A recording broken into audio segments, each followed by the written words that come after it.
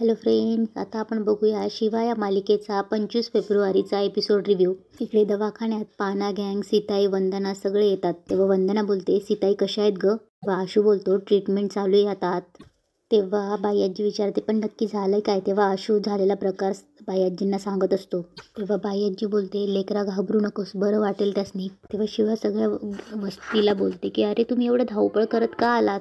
तेव्हा शिवा वस्तीतल्या लोकांना विचारते की अरे पण तुम्ही एवढं सगळं धावपळ करत का आलात? तेव्हा वस्तीतला एक माणूस बोलतो, शिवा तुझ्यावर हे संकट आलं, आम्ही तुझ्यासाठी येणार नाहीत का? तेव्हा शिवा बोलते, बरं आहे पण आम्ही सांभाळलं असतं. तेव्हा वस्तीतला एक माणूस बोलतो, शिवा आम्हाला जेव्हा मदतीची गरज असते तेव्हा तू आम्हाला मदत करतेस ना? तेव्हा तो वस्तीतला एक माणूस बोलतो, आता माझंच घे ना, मी किती दारू प्यायचो, माझा संसार उद्ध्वस्त व्हायची वेळ आली, पण तू मला समजवलंस, माझी दारू सोडवली, माझा संसार वाचवला. शिवा तुला काहीही मदत लागली ना तर आम्ही करायला तयार आहोत.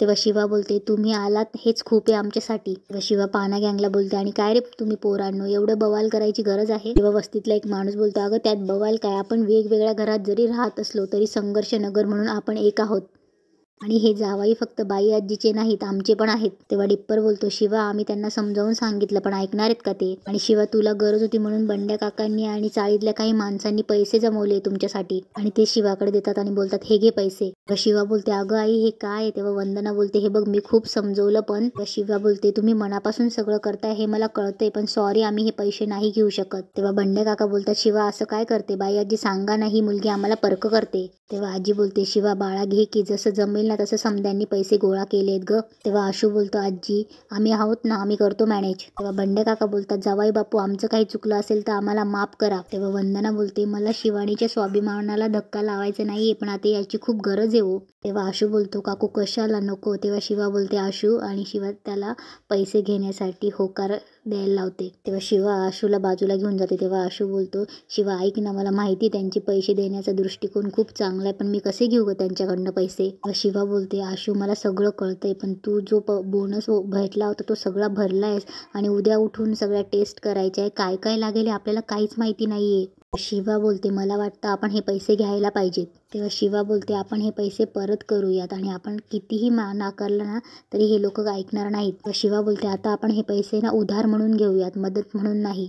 आशू बोलतो, माझी सॅलरी. तेव्हा शिवा बोलते, झाली की आपण सगळे पैसे परत करायचे. तेव्हा शिवा परत सगळ्या वस्तीच्या लोकांकडे, पाना गँगकडे जाते आणि बोलते, काय म्हणू मी आता तुम्हाला, रक्ताचं नातं नाहीये आपलं, पण एक नातं तयार झालंय आपल्यात. तेव्हा बंड्या काका बोलतात, नाही शिवा, तू आमच्यासाठी खूप काही केलेस, त्यापुढे हे काहीच नाहीये. ते सगळे शिवाकडे पैसे देतात. तेव्हा शिवा बोलते, थँक्यू. बंडे काका बोलतात की जावाई बापू, होईल तुमची आई बरी, आम्ही वाटलं तर देवाला साकडं घालू, आणि काही लागलं तर आम्हाला कळवा.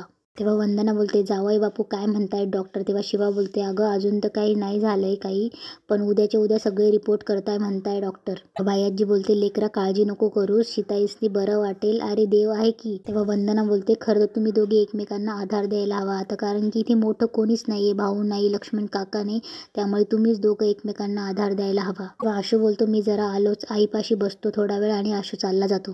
तेव्हा डिप्पर बोलतो, शिवा जीजू ठीक आहेत ना? तेव्हा शिवा बोलते, नाही, असं स्ट्रॉंग जरी दाखवत असलास ना पण तरी हल्ला आहे तो आतून. तेव्हा शिवा बोलते, पण मला खात्री आहे तो एकट्याने सगळं सांभाळून घेईल. तेव्हा शिवा आणि आशू बसलेले असतात. शिवा आशूला बोलते की तू काही खाऊन घे, तू काही खाल्लं नाहीस. तेव्हा आशू रडत असतो. तेव्हा शिवा बोलते की आशू, तूच असं हल्लास, तूच असं रडलास तर बाकीच्यांना कोण समजवणार? तेव्हा आशू शिवाला सांगत असतो की मी स्वतःला सारखा सारखा समजवण्याचा प्रयत्न करतोय, मी स्ट्रॉंग आहे, मी खंबीर आहे, नाही पण जमत नाहीये. आई या अवस्थेत आज माझ्यामुळे असं मला वाटतंय. आपलं लग्न झाल्यानंतर मी तिला समजून घ्यायला हवं होतं का गं? तेव्हा आशू शिवाला सांगत असतो की मी चुकीचा वागलोय, तिला खूप काळजी वाटली असेल गं, तिला शुद्धच येत नाहीये. तेव्हा आशू बोलतो, मला आत्ता कळतंय की तिला माझी कशी काळजी वाटली असेल, तिला तिची अवस्था काय झाली असेल. तेव्हा शिवा आशूला समजवत असते की तुला असं डोळ्यातनं पाणी काढायची गरज नाहीये, तुला खंबीर व्हायची गरज आहे. तेव्हा शिवा बोलते, तुला माहितीये का, माझे पप्पा गेले तेव्हा मी पण खूप घाबरले होते. तेव्हा शिवा समजवत असते की बघ, काका नाहीये, भाऊ नाहीये, तर ही सगळी जबाबदारी तुला घ्यायची आहे, आणि तू घेणार. मला माहिती तू स्ट्रॉंग आहेस आणि तू सगळं करू शकतो, तू असं रडू नको ना. पण शिवा बोलते, हे बघ आशू, सीताई बऱ्या होणार आहेत, आणि आमचा सगळ्यांचा तुझ्यावर खूप विश्वास आहे. बघ, सीताई बऱ्या झाल्या आणि त्यांना कळलं की त्यांचा लाडका आशू त्यांच्यासाठी उपाशी राहिला तर त्यांना बरं वाटेल का? तेव्हा शिवा बोलते, मग त्यांच्यासाठी खा, असं नको राहू. तेव्हा आशू बोलतो, तुला आठवतंय का, आज आपण जेवायला बाहेर जाणार होतो, मी इमॅजिनच नव्हतं केलं की आपण इथे जेवत असू. तेव्हा शिवा बोलते आशू ही वेळ पण निघून जाईल. तेव्हा शिवा त्याला जेवायला लावते. तेव्हा आशू बोलतो ठीक आहे, प्रयत्न करतो. दुसऱ्या दिवशी सकाळपर्यंत आशू आणि शिवा सीताईच्या पायथ्याशी डोक्याशी झोपलेली असतात. तेवढ्या तिथे संपदा आणि उर्मिला येते. उर्मिला शिवाला हात लावते. तेव्हा शिवा घाईगडबडीत उठते. तेव्हा शिवा आशूला हात लावते. तेव्हा आशू बोलतो हां आई. तेव्हा शिवा बोलते हळू.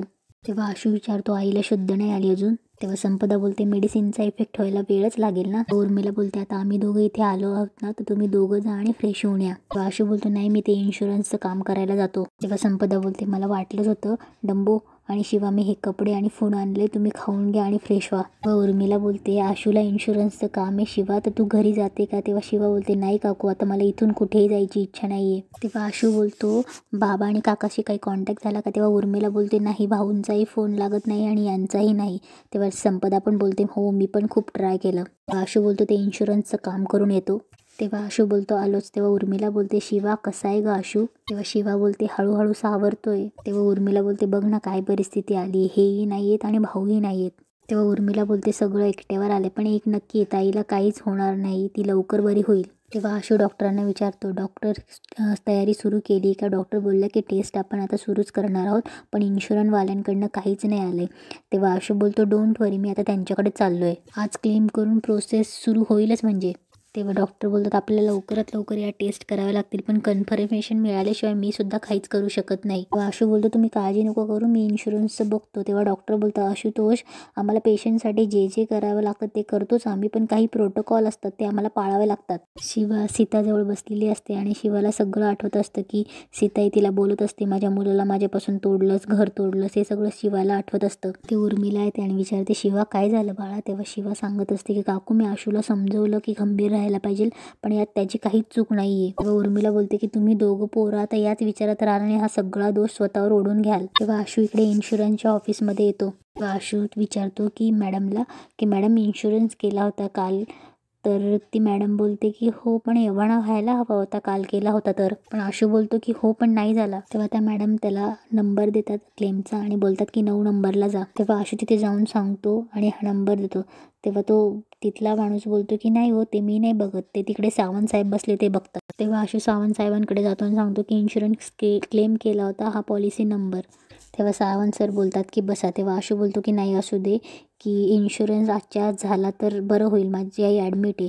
तेव्हा ते बोलतात की काय घाई आहे, होईल की. तेव्हा आशू बोलतो की घाई आहे काय, अहो माझी आई ॲडमिट आहे, तिची ट्रीटमेंट सुरू करायची म्हणून मी इथे आलो आहे, प्लीज तुम्ही हॉस्पिटललाही कळवा आणि प्रोसिजर सुरू करा. तेव्हा सावंत सर बोलतात साहेब असं नाही होत, तुम्ही आजच्या आज म्हणाल आणि होईल का, एवढं सोपं नाही येते. तेव्हा आशू बोलतो अहो सोपं नसतं म्हणजे इन्शुरन्स पॉलिसी का घेतो आम्ही, वेळेवर कामावर यावी म्हणूनच ना, तुम्ही प्लीज आज हे कळा आणि हॉस्पिटलला कळवा. तेव्हा ते बोलतात अहो तुम्ही आमच्या डोक्यावरच येऊन बसणार का. तेव्हा आशू बोलतो तसं नाही म्हणते, तुम्ही प्लीज लवकरात लवकर हॉस्पिटलला कळवा आणि प्रोसिजर तर करा. तेव्हा तो बोलतो तुमच्या लोकांच्या ना लक्षातच येत नाही, आता आम्ही काही मशीन आहोत का, आता बघा तुमची फाईल चेक करावी लागेल, डिटेल्स चेक करावे लागेल. तेव्हा आशू बोलतो आणि मग करा ना, हे बघा तुम्ही ही प्रोसिजर केल्याशिवाय माझ्या आईचं ऑपरेशन सुरू होणार नाही, इमर्जन्सी, प्लीज जरा समजून घ्या ना. तेव्हा तो सावंत बोलतो आम्ही काही इथे रिकामे बसलो, तुम्हालाच फक्त इमर्जन्सी आहे. तेव्हा आशू बोलतो अहो तुम्ही रिकामे नाही, पण एक स्पेशल केस म्हणून ट्रीट करा माझी केस आणि बघा लवकर. तेव्हा तो बोलतो की ठीक आहे तुमची स्पेशल केस म्हणून बघतो आणि करतो आम्ही आणि या तुम्ही. तेव्हा आशू थोडा पुढे जातो. तेव्हा तिथला एक कामगार बोलतो सावंत साहेब काय झालं. तेव्हा सावंत बोलत असतो की काही नाही रे, येतात उठून आणि डोक्याला ताण देतात. हे सगळं आशू ऐकतच असतो आणि इथेच एपिसोड संपतो.